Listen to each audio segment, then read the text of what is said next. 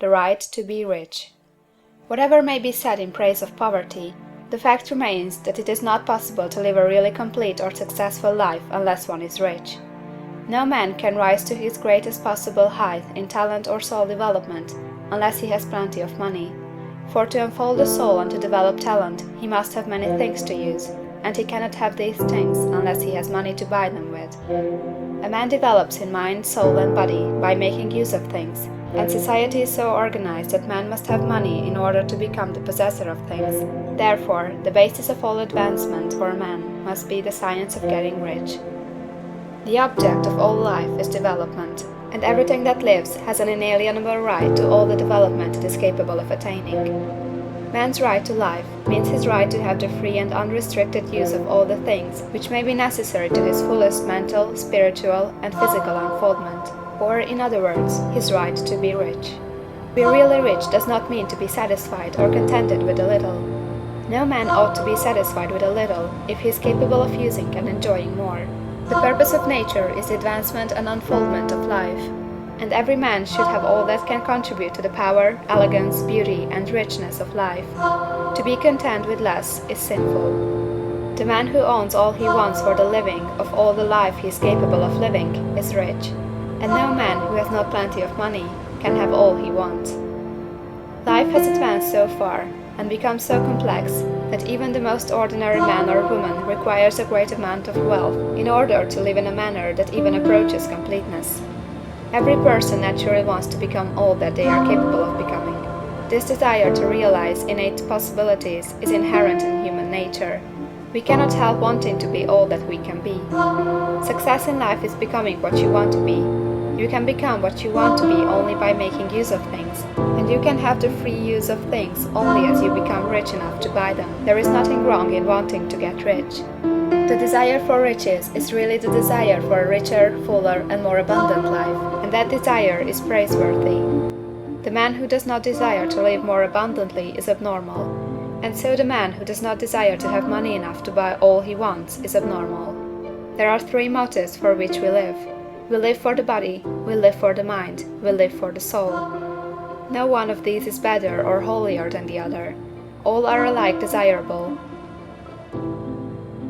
Many people fail to impress the thinking substance because they have themselves only a vague and misty concept of the things they want to do, to have, or to become. It is not enough that you should have a general desire for wealth, to do good with.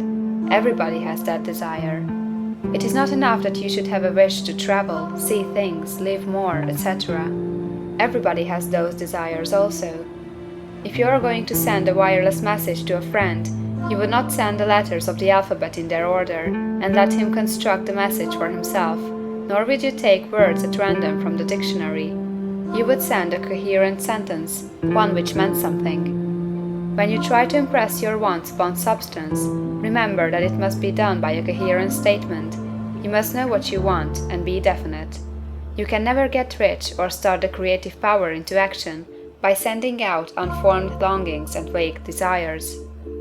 Go over your desires, just as the man I have described went over his house. See just what you want, and get a clear mental picture of it as you wish it to look when you get it.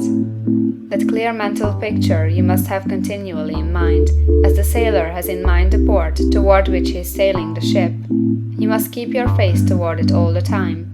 You must no more lose sight of it than the steersman loses sight of the compass. It is not necessary to take exercises in concentration, nor to set apart special times for prayer and affirmation, nor to go into the silence, nor to do occult stunt of any kind.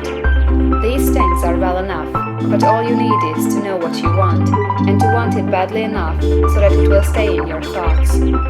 Spend as much your leisure time as you can in contemplating your picture, but no one needs to take exercises to concentrate his mind on a thing he really wants. It is the things you do not really care about which require effort to fix your attention upon them.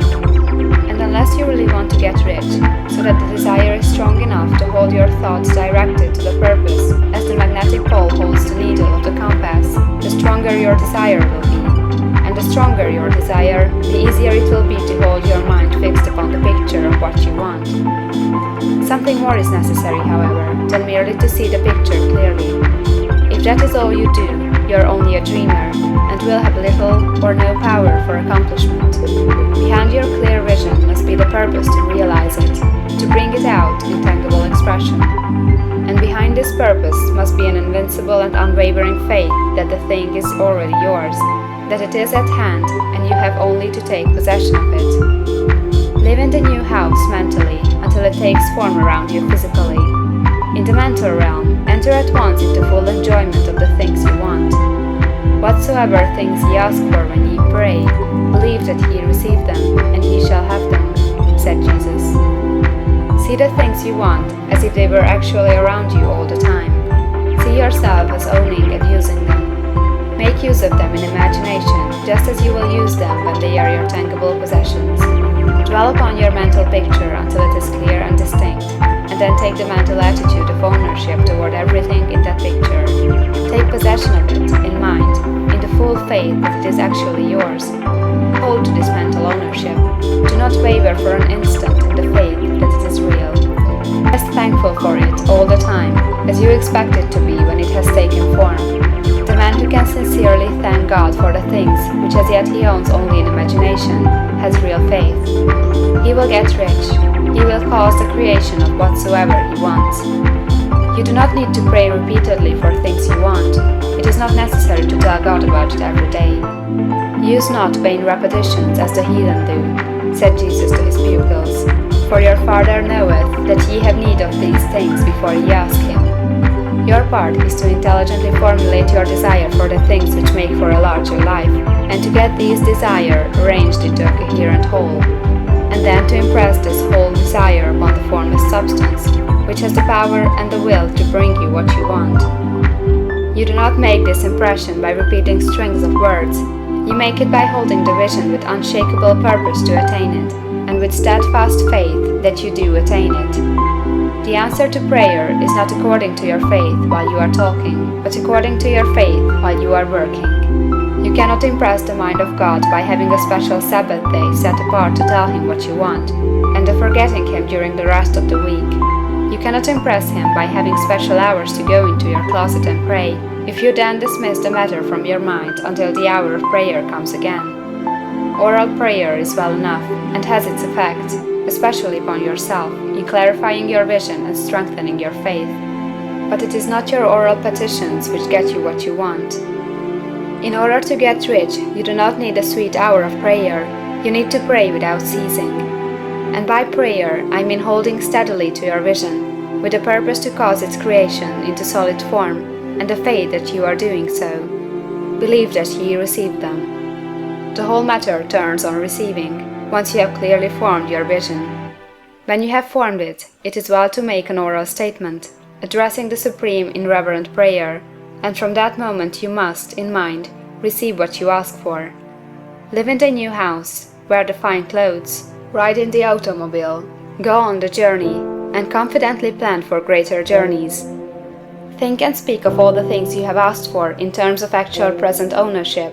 Imagine an environment and a financial condition exactly as you want them, and live all the time in that imaginary environment and financial condition. Mind, however, that you do not do this as a mere dreamer or castle builder. Hold to the faith that the imaginary is being realized, and to the purpose to realize it. Remember that it is faith and purpose in the use of the imagination which makes the difference between the scientist and the dreamer. And having learned this fact, it is here that you must learn the proper use of the will.